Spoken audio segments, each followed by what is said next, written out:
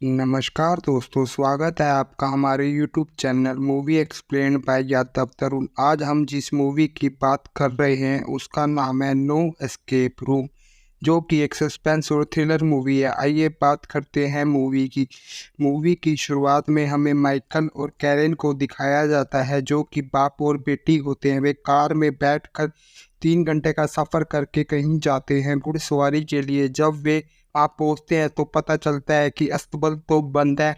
इसमें कैरन का mood off हो जाता है। वे घर वापस आने लगते हैं। रास्ते में उनकी कार खराब हो जाती है। काफ़ी तलाश के बाद उनको एक गैराज तो मिल गया होता है, लेकिन उनकी कार ठीक होने के लिए थोड़ा इंतज़ार करना पड़ता है। वे लोग कुछ खाने के लिए एक होटल में चले जाते हैं। उनकी कार ठीक होने में समय लगता है तो उनके पास काफ़ी टाइम होता है। माइकल अखबार में एस्केप रूम के बारे में बात करता है।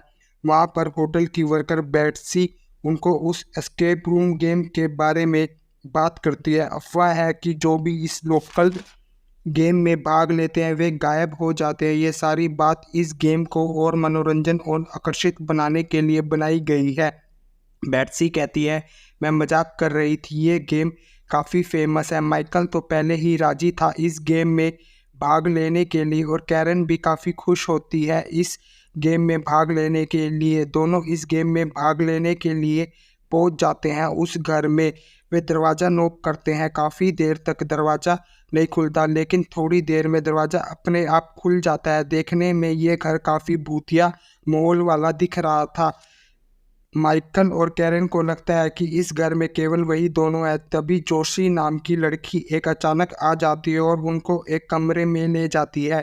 वहाँ पर उनको 3 और लोग मिलते हैं, मेलेनी, टाइलर और एंड्रू। मेलेनी और टाइलर पति पत्नी है, लेकिन दोनों का स्वभाव अलग है। मेलेनी काफ़ी अच्छे दिल की है, वे हिम्मत वाली है, लेकिन टाइलर को ये सब पसंद नहीं है।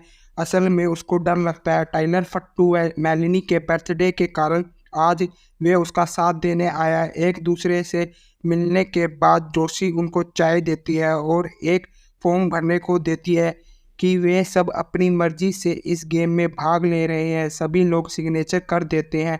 इसके बाद मेलेनी उनको एक वीडियो दिखाती है और कहानी सुनाती है। लोगों का कहना है कि यहाँ पर कुछ सालों में इस शहर में अजीबोगरीब हादसे हो रहे हैं।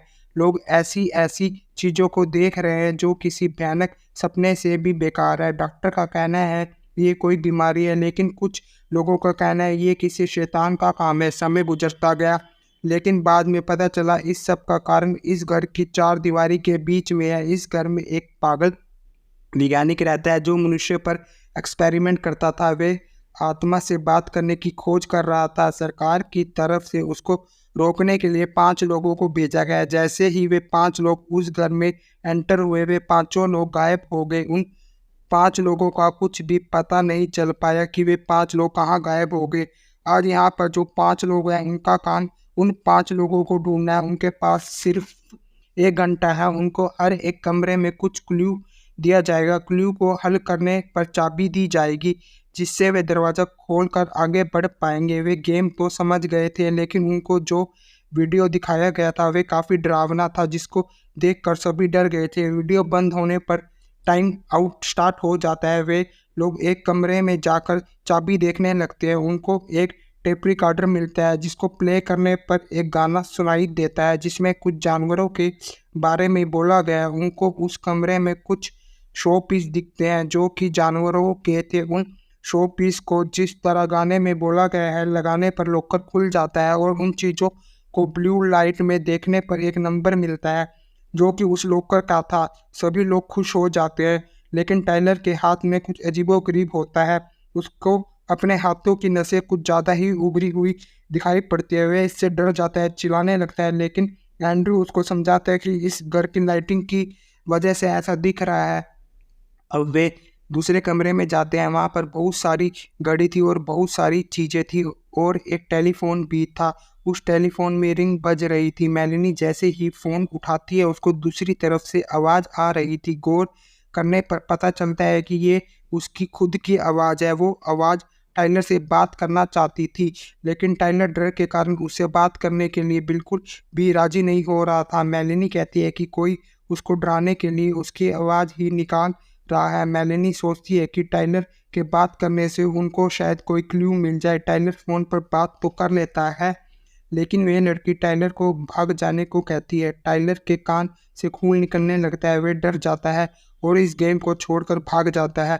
उसको शुरू में गेम को छोड़ने के लिए एक वर्ड दिया जाता है, एवेक। इसको बोलकर आप गेम छोड़ सकते हैं। टाइलर तो भाग जाता है, लेकिन मेलेनी टाइलर के बिना ही गेम कंटिन्यू करने की डिसाइड करती है। अब वे 4 लोग फिर से क्लू देखने लगते हैं। कैरन देखती है कि सभी क्लॉक 10:12 पर बंद पड़े हैं।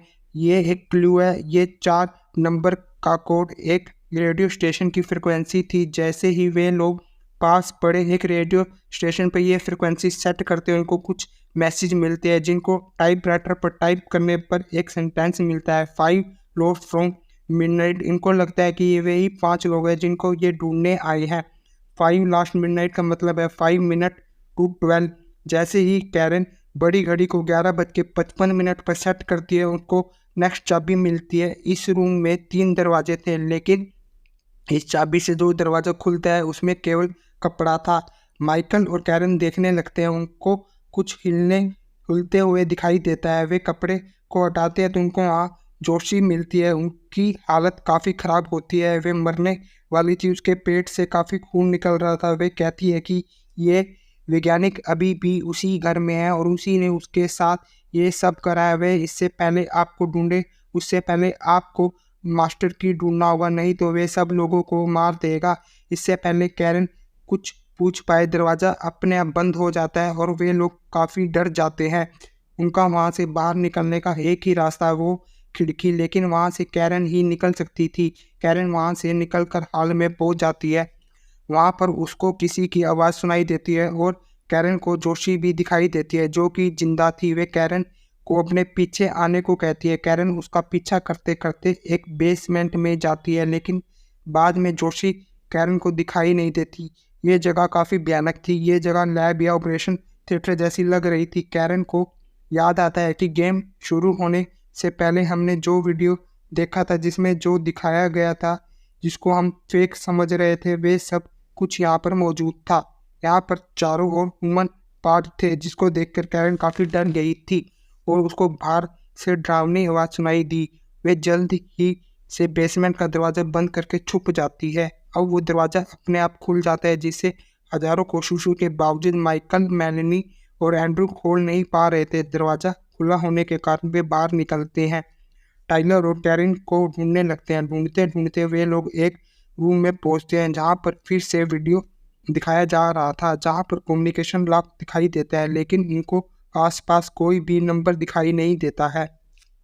वे लोग देखते हैं कि जो इस रूम का पंखा है वे काफ़ी अलग है। उनको अलग अलग क्लू वहीं पर है। एंड्रू एक शीशे की मदद से प्रोजेक्टर लाइट से पंखे पर रोशनी डालता है, जिससे उनको पंखे की प्लेट पर नंबर दिख जाता है। लॉक खोलने पर उनको ड्रॉअर के अंदर से चाबी भी मिल जाती है। एंड्रू और माइकल तो निकल जाते हैं। मेलेनी अंदर रह जाती है और दरवाज़ा अपने आप बंद हो जाता है। असल में वे जिस जगह निकल रहे होते हैं, वे मेलेनी की नज़र वीडियो पर जाती है, तो वीडियो देखकर डर जाती है, क्योंकि वीडियो में वे खुद को देख पा रही थी। जैसे ही वे दरवाजे की तरफ आगे बढ़ रही थी, वे फिर से रूम के दूसरी तरफ से निकल रही थी, बिल्कुल वीडियो की तरह। वे बार बार कोशिश कर रही थी, लेकिन बार बार उसी जगह वापस आ रही थी। तो वे दूसरी जगह से निकलती है, तो वहाँ टाइलर की लाश लटकी पड़ी थी। वे रोने लगती है। तभी फ़ोन बजता है। वो फ़ोन उठाती है, मगर उसको अपनी ही आवाज़ सुनाई पड़ती है। अपनी आवाज़ को सुनकर लगता है इन्हीं लाइनों को उसने कहीं सुना है। असल में वे अपनी फ्यूचर फ़ोन से बात कर रही थी।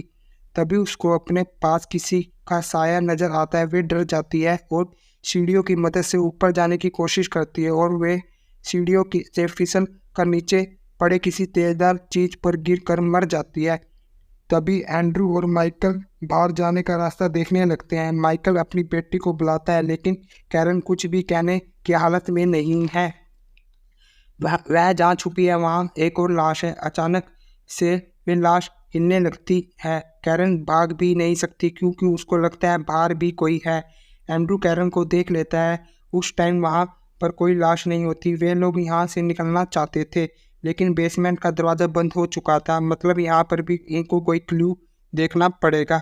एंड्रू को बाहर का रास्ता मिल जाता है और कैरन को भी एक नक्शा मिलता है जिससे उनको चाबी की लोकेशन के बारे में पता चल जाता है। असल में वे एक टॉयलेट पोर्ट था जो काफ़ी ख़राब हालत में था। पोर्ट के अंदर हाथ डालने पर फिर से चाबी मिल जाती है। वे लोग लॉक खोलकर अंदर जाते हैं तो देखते हैं ये बहुत छोटा रास्ता था, इनको आगे जाने के लिए लेट कर जाना होगा। वे दोनों आगे जाने लगते हैं तो कैरन डरने लगती है, उसको सांस नहीं आता तो एंड्रू उसकी हिम्मत बढ़ाता है। लेकिन उस गुफा में कैरन ही बाहर आ पाती है क्योंकि बाहर आने से पहले एंड्रू को कोई खींच कर अंदर ले जाता है और उसकी चिल्लाने की आवाज़ आती है। कैरन बाहर आकर मेलिनी की लाश देखती है और रोने लगती है और माइकल कमरे में था, अजीब चीज़ों को महसूस कर रहा था। वे भागकर उस कमरे में आ जाता है क्योंकि कैरन के बाहर निकलने से उस रूम का दरवाज़ा खुल गया था और माइकल दूसरे रूम में आ जाता है। अब ये दरवाज़ा भी बंद हो चुका था। माइकल अपनी बेटी को लेकर बाहर का रास्ता देखने लगता है, तभी उसको टाइलर की लाश मिलती है। इस रूम में माइकल पहले भी आ चुका था, इसलिए उसको पता था कि कैसे निकलना है। वे आसानी से उस रूम से निकल जाते हैं। जैसे ही वे बाहर निकलते हैं उसको टाइलर दिखता है जो कि गेम छोड़कर भाग रहा था। उनके सामने ही कोई उसको टाइलर को दूसरे रूम में खींच लेता है। वे इनको देखकर डर जाते हैं क्योंकि वे अभी अभी उसकी लाश देखकर आए हैं। उन्होंने जो कुछ भी इस घर में देखा, महसूस किया, उनको लगा ये सब एक जाल है। उनको पता है कि टाइलर जोशी मर चुके हैं, लेकिन वे बार बार उनको देख पा रहे थे। सिंपली ये घर उनके पास्ट रिफ्लेक्शन को रिप्लाई कर रही थी। माइकल और कैरन फिर से सेकंड रूम में एंटर करते हैं तो उनको पता है कि आगे क्या करना है, लेकिन टाइम सेट करने की बारी 11:55 करने पर कुछ नहीं होता। सब कुछ बदल गया है। पहले वे 5 थे, अब वे 2 हैं, यानी 2:12 से 11:58 पर टाइम सेट करना है। उनका अंदाज़ा सही था, उनको चाबी मिल जाती है। अब उनको बाहर कैसे जाना है जोशी से पूछना होगा। जोशी कुछ ज़्यादा नहीं बोलती क्योंकि वे एक परछाई है।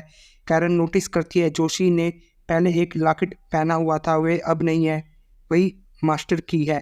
कैरन को याद आता है बेसमेंट में जो नोट था उसमें लिखा था फ्रॉम ऑब्जेक्ट इन स्टमक, और जोशी के पेट से खून निकल रहा था। माइकल जोशी के पेट में हाथ मारकर वे चाबी निकाल लेता है और उसी चाबी से एक और कमरे का दरवाज़ा खुल जाता है जो कि इस घर से बाहर जाने का रास्ता था। अब वे दोनों इस घर से बाहर आ जाते हैं। पार्किंग में उनको उनकी कार मिल जाती है, लेकिन जैसे ही माइकल कार की चाबी देखता है कैरन को लॉक दिखता है और टाइमर फिर से शुरू हो जाता है, यानी वे अभी तक गेम में ही है। अब उनको कार की चाबी नहीं, लॉक का क्लू ढूंढना है। क्या वे अब लॉक का क्लू ढूंढ पाएंगे? इसी के साथ फिल्म ख़त्म हो जाती है। अगर वीडियो अच्छी लगे तो वीडियो को लाइक, चैनल को सब्सक्राइब करें। धन्यवाद।